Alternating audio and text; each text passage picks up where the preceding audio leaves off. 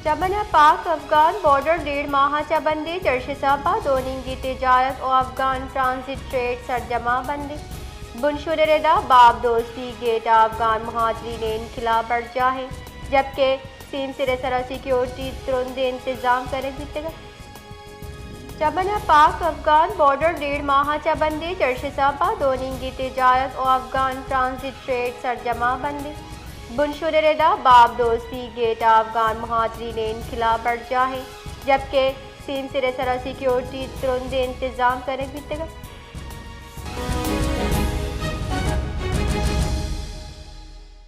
इधर गतम coma line sir मौजूद ताजिर रहीम आगा।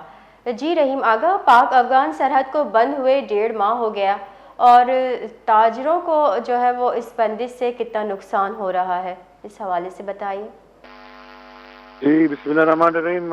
पहले तो आप लोगों का शुक्रिया वॉच न्यूज़ का, जिन्होंने हमेशा हमारे ताजर बरदरी को आवाज़ को करने की कोशिश की है। दूसरी बात यकीनन जैसे कि आपको मालूम है कि बलूचिस्तान मदार 2 बॉर्डरों पे तिजारत का, तो जब से ये उन्होंने बॉर्डर्स बंद किए हुए हैं और ताजर बरदरी तोनान शबीना के मोहताज हो गए हैं। दूसरी बात ये कि बलूचिस्तान में कोई इंडस्ट्रीज नहीं है, कोई कारखाने नहीं है। पाकिस्तान बनने से पहले लोगों का इसी बॉर्डरों से मुंसलिक कारोबार था। अब पाकिस्तान का तो 76-78 साल हो गए। ये सदियों से हमारे लोगों का रोजगार कारोबार यही था, तो इससे कारोबार तो है नहीं बलूचिस्तान में, तो आप कारोबार नहीं बोल सकते हैं कि कोई कारोबार था या नहीं था। तो हुकूमत वक्त से क्या मुतालबा है आपका? जी हमारी अपने हुकूमत वक्त से हमारा ये मुतालबा है, बल्कि हमारे आर्मी चीफ से ये रिक्वेस्ट भी है कि खुदा रहा इसकी तरफ तवज्जो दे।